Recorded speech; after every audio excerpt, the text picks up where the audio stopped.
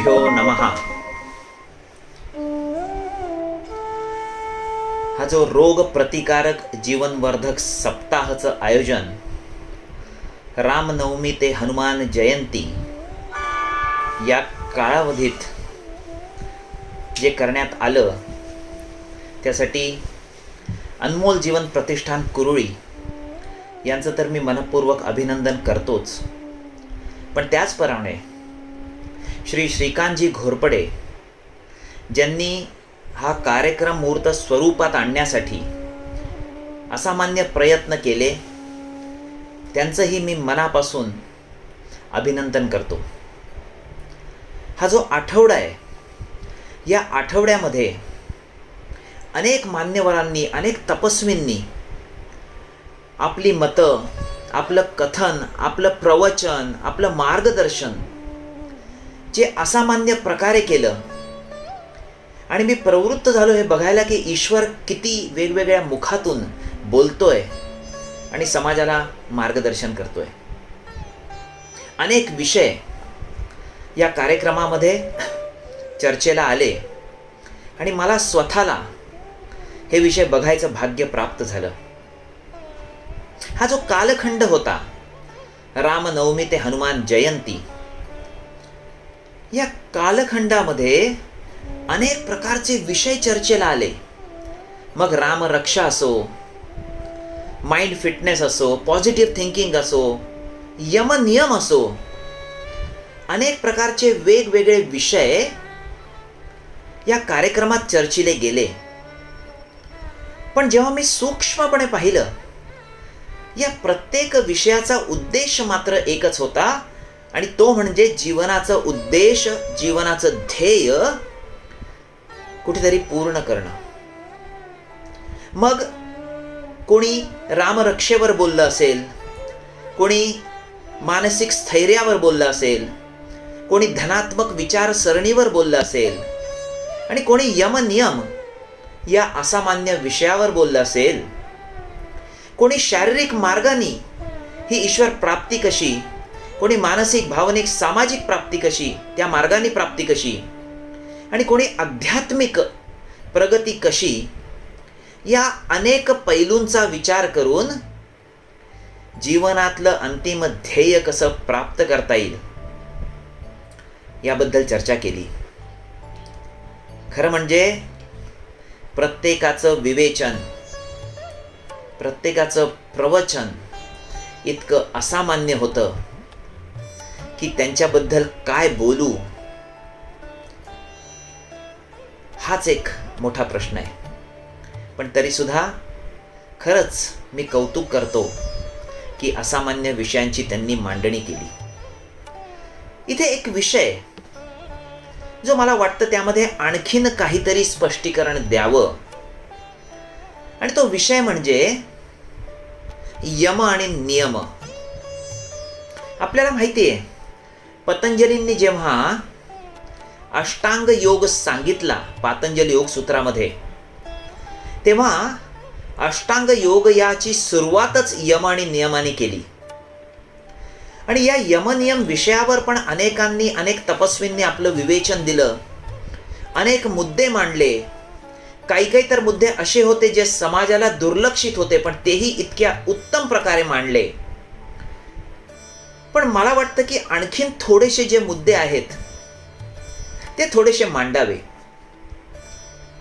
आणि इथे तसा यम आणि नियम हा विषय खूपच गूढ, खूपच मोठा, पण तरी सुद्धा कुठेतरी या विषयावर काहीतरी मत मांडावं आणि परमेश्वराच्या कृपेने थोडंसं स्पष्टीकरण द्यावं या भावनेने मी थोडंसं याबद्दल बोलणार आहे. अथर्व वेदात एक सूत्र असं आढळतं आणि ते म्हणजे स उ एव महायमः. अथर्व वेदातल्या 13व्या मंडलामधल्या 4थ्या अध्यायाचं 5वं सूत्र, सौ एव महायमः. काय अर्थ असेल बरं याचा? आणि अर्थ म्हणजे तो परमात्माच महायम आहे. मग याचा अर्थ असा का की जे 5 यम आहेत ते प्रत्यक्षात परमेश्वर स्वरूपच आहेत? पण आपल्या द्वैत बुद्धीला हे पटणारच नाही, कारण आपल्याला परमेश्वर आणि यम हे वेगवेगळे वाटतात.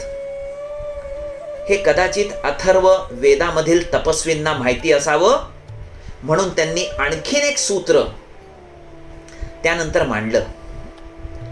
आणि सूत्र होतं 13व्याच अध्यायातलं, 13व्याच मंडलातलं 4थ्या अध्यायातलं 20वं सूत्र. काय मांडलं तपस्वींनी? ते म्हटले स एष एक एक वृदेक एव. स एष एक एक वृदेक एव. काय अर्थ आहे याचा? तो परमेश्वर एकच आहे, एकमेव अद्वितीय आहे. खरंच सांगतो, सत्य माना, तो परमेश्वर एकच आहे. काय कारण असावं? पुन्हा एकदा हे वारंवार सांगायची गरज की तो परमेश्वर एकच आहे. आणि याचं कारण म्हणजे आमच्यातलं द्वैत.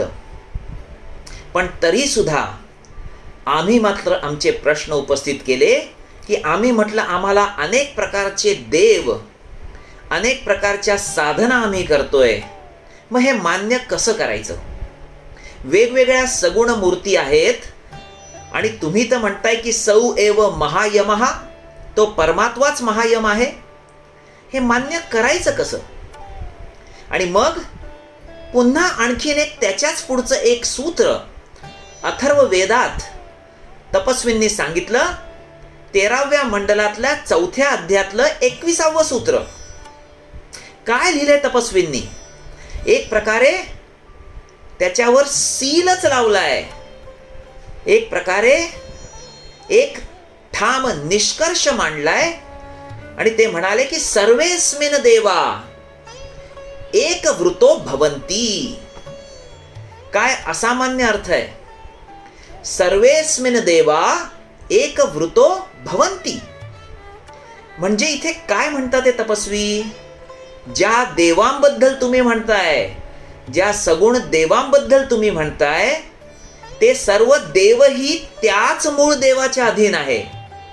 याचाच अर्थ प्रत्येक गोष्ट या सृष्टीतली त्या मूळ परमेश्वराच्याच अधीन आहे. आणि जेव्हा आम्हाला हे कळलं तेव्हा आम्ही मान्य केलं की सौ एव महायमहा, हे यम सुद्धा परमेश्वराचं स्वरूपच आहे. याचा अर्थ असं समजायचं का की हे यमच आम्हाला परमेश्वरापर्यंत नेतील, कारण हे यमच परमेश्वराचं स्वरूप आहे? आणि याचा अर्थ खरा आहे. म्हणून यम नियम ह्या संकल्पना अत्यंत सूक्ष्म आहे. पण ह्या जर कळल्या नाही ना तर अनर्थही होऊ शकतो, कारण योग्य वेळी नाही वापरले तरी अनर्थ होईल आणि अयोग्य वेळी वापरले तरी सुद्धा अनर्थ होईल. फार असामान्य आहे यम आणि नियम. योग्य वेळी नाही वापरले तरीही अनर्थ आणि अयोग्य वेळी वापरले तरीही अनर्थच. म्हणून यम आणि नियमाचं पालन अत्यंत सावधानपूर्वक केलं पाहिजे. एक उदाहरण देतो, आपल्याला कळेल. उदाहरण म्हणजे भीष्म पितामह आणि जटायू. उदाहरण आहे क्रोधाचं. समाजात आपण क्रोध म्हणजे वाईट असं समजतो, पण द्रौपदीच्या वस्त्रहरणाच्या वेळेला हा क्रोध भीष्माने करणं आवश्यक होतं आणि त्यांनी क्रोध केला नाही म्हणून अनर्थ घडला. पण जटायूंनी क्रोध जरी वाईट समजला तरी योग्य वेळेला क्रोध केला म्हणून तो चांगला समजला गेला. म्हणजेच काय तर क्रोध ही पुण्य होतं जेव्हा मर्यादेचा सन्मान होतो, आणि सहनशीलता ही पाप होते जेव्हा मर्यादेचा नाश होतो. म्हणून यम आणि नियम फक्त महत्वाचे नाही, त्याच्या पाठीमागे काय भावना आहे ही सुद्धा महत्वाचं आहे. जर स्वार्थ असेल तर त्या यम आणि नियमाचा अर्थ बदलेल, आणि निस्वार्थी असेल तरी यमनियमाचा अर्थ बदलेल. मग लक्षात ठेवा, स्वार्थ असेल तर अहिंसा ही हिंसाच बनेल, स्वार्थ असेल तर सत्य ही असत्य बनेल, आणि स्वार्थ असेल तर अस्तेय ही स्तेय बनतं. पण निस्वार्थीपणे ईश्वराला स्मरून जर हिंसा जरी केली असेल तरी ती अहिंसा गणली जाते. निस्वार्थीपणे बोललेलं असत्यही सत्यापेक्षा तेजस्वी राहतं, आणि निस्वार्थीपणे केलेली चोरी ही अस्तेय बनते. पण हा विषय समजणं अत्यंत अवघड आहे. म्हणून ज्या भगवान कृष्णाने लोण्याची चोरी केली त्याला चोरी म्हणत नाही, त्याला गोपीवर केलेली कृपा म्हणतात, असं समजलं पाहिजे. शबरीनी बोरं उष्टी केलीत, पण ती उष्टी बोरं म्हणजे रामाला कृपा वाटली, कारण प्रश्न उष्ट्या बोरांचा नव्हता, प्रश्न शबरीच्या प्रेमाचा होता, आणि त्याचप्रमाणे प्रश्न कृष्णाच्या कृपेचा होता. पण दुर्दैवाने समाजात राहताना आम्हाला स्वार्थ आणि परमार्थाचं गणितच कळत नाही. आम्ही स्वार्थाने इतके बोकाळले आहोत की परमार्थ काय हेच आम्हाला कळत नाही. आणि म्हणून जर स्वार्थ आणि परमार्थाचा फरक कळायचा असेल तर स्वतःची पातळी उच्च केली पाहिजेत, आणि जर ही पातळी उच्च झाली तरच हा जो स्वार्थातले यमनियम आणि निस्वार्थीपणाचे यमनियम यांचं जे पालन करायचंय, जे मी सांगितलंय, त्याचा अर्थ कळेल. अन्यथा अत्यंत गैरसमज होईल, आणि दुर्दैवाने यम आणि नियम जे पतंजलींनी सांगितलेत ते कळणारच नाही.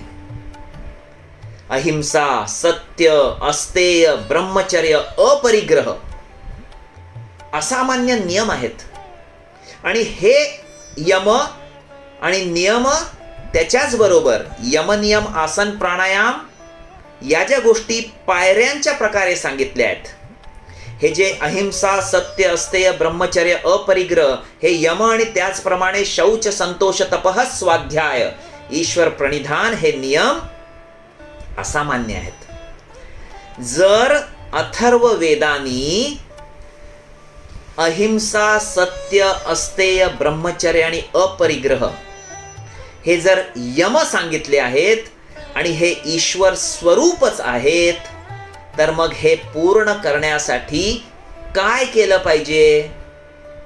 आणि हे पूर्ण करण्यासाठी नियमांचं पालन केलं पाहिजे, जे शौच, संतोष, तपः, स्वाध्याय आणि ईश्वर प्रणिधान आहेत. जर या नियमांचं पालन केलं तर जीवनात यमाचं पालन करता येईल, आणि यमाचं पालन झालं तर ईश्वर स्वरूप कळेल, हे लक्षात ठेवणं आवश्यक आहे. यम नियम पालन करणं हे जरी अवघड असलं तरी हा मार्ग इतका असामान्य आहे की ज्या मार्गामुळे ईश्वराची कृपा प्राप्त होते. एक छोटीशी गोष्ट मला आठवते, आणि गोष्ट म्हणजे कबीर महाराजांच्या मुलाची. त्याचं नाव होतं कमाल. एक दिवस कमाल रस्त्याने चालला होता आणि त्यांनी एक असामान्य दृश्य बघितलं. जनाबाई रस्त्याच्या मधोमध बसून दळत होती. आणि काय दळत होती? तर खडे दळत होती जात्यावर. याला उत्सुकता वाटली की लोक धान्य दळतात, ही खडे दळते. तिथेच बसला, कारण सत्पुरुषांची कृती आणि सत्पुरुषांची वाक्य ही असामान्य असतात. त्याच्यामधून काय अर्थ अभिप्रेत असेल हे ज्याच्या त्याच्या बुद्धीच्या पातळीवर अवलंबून असतं. आणि मग तो तिथेच बसला. त्याने विचारलं, माते, तुला काय संदेश द्यायचा आहे? येणारा जाणारा प्रत्येक जण या जनीच्या कृतीकडे बघत होता, पण एखाद्यालाही असं वाटलं नाही की विचारावं. आणि का वाटणार नाही? आणि याचं कारण म्हणजे प्रश्न विचारण्याला आणि प्रश्न मनात येण्यासाठी पण पुण्य लागतं. कारण जर पुण्य असेल तरच परमेश्वर मार्गदर्शन करतो आणि प्रश्न रूपाने तोच स्वतः परमेश्वर उत्तर देत असतो. याने विचारलं, माते काय तुला ज्ञान द्यायचंय? आणि तिने जातं दाखवलं, जात्याचे 2 दगड तिने दाखवलं. बघ कलाम, बघ कमाल काय चाललंय. एक दगड उचलला आणि त्याने दाखवलं, बघ अरे धान्य तर पिसलं जातच आहे, पण हे दगड जे कठीण असतात तेही पिसले जात आहेत. हे जातं म्हणजे संसार. मग त्याने विचारलं, काय होईल पुढे? मग आम्ही वाचणार कसे? आणि तिने दाखवलं की काही दगड बघ जात्याच्या दांड्याला टेकलेली आहेत. ज्यांनी जात्याचा दांडा धरून ठेवला त्यांचा नाश नाही झाला, पण जे जात्यामध्ये अडकले त्यांचा नाश झाला. मग त्याने विचारलं, कमालने विचारलं, मग आम्ही काय करायचं? तेव्हा जनीने सांगितलं, हा दांडा जो आहे जात्याचा तो खरा गुरु आहे. जर गुरु तत्वाशी तुम्ही एकरूप राहिला तर गुरु तुम्हाला हे ज्ञान देईल, खऱ्या परमेश्वराचं ज्ञान देईल, ईश्वर प्राप्ती कशी करायची ते ज्ञान देईल. आणि मग गुरु प्राप्त करायचा असेल तर हे यम नियम जीवनात पालन केले पाहिजेत. प्रत्येक ग्रंथांनी या यम आणि नियमाबद्दल विवेचन केलं, पण अथर्ववेदासारखा अथर्ववेद असामान्य ज्ञानाचं भंडार, अथर्ववेदालाही यम नियमाबद्दल बोलण्याचा मोह आवरता आला नाही. आणि म्हणून हे 3 संदर्भ अथर्ववेदाचे आपल्यासमोर मांडावे असं मला वाटलं. आपण सर्वांनी जे विवेचन केलं, इतकं असामान्य विवेचन होतं. मी आपल्या सर्वांचं अभिनंदनही करतो. आणि त्याचबरोबर उद्या हनुमान जयंती याच्या मी मनःपूर्वक आपल्याला शुभेच्छाही देतो. आणि माझे विचार शेवटी हनुमंताच्या स्मरणाने संपवतो आणि नंतर माझ्या वाणीला मी विराम देतो. मनोजवम मारुततुल्य वेगम जितेंद्रियम बुद्धिमतां वरिष्ठम वातात्मजं वानर यूथ मुख्यम श्रीरामदूतं शरणं प्रपद्ये. ओम शांति शांति शांति.